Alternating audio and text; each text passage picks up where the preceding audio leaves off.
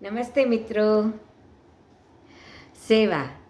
સેવાથી મોટું કોઈ કર્મ નથી અને માનવતાથી મોટો કોઈ ધર્મ નથી. સેવા બે પ્રકારે થાય છે. એક ફરજના ભાગે કે જે આપણે ઈચ્છીએ ન ઈચ્છીએ કરવાની જ હોય છે ને આપણે કરીએ છીએ, અને બીજી સેવા કે જે આપણે હૃદયથી, ઉમળકાથી, મનથી, પ્રેમથી ને આપણી મરજીથી કરીએ છીએ, જેમાં આપણે અન્ય માટે ભલું કરીએ છીએ.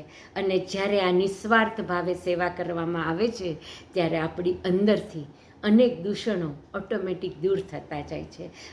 આપણે મન નિર્મળ બનતું જાય છે અને આપણું મન પ્રસન્ન રહે છે.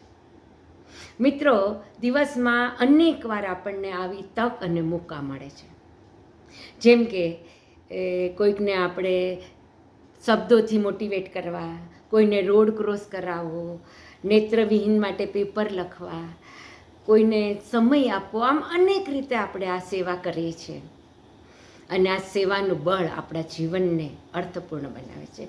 આપણી સામે નજર સમક્ષ છે મધર ટેરેસાનો દાખલો, કે જેને આખી જિંદગી સેવાકીય પ્રવૃત્તિમાં આપી દીધી અને નોબેલ પ્રાઇઝ એમને અર્પણ કરવામાં આવ્યું.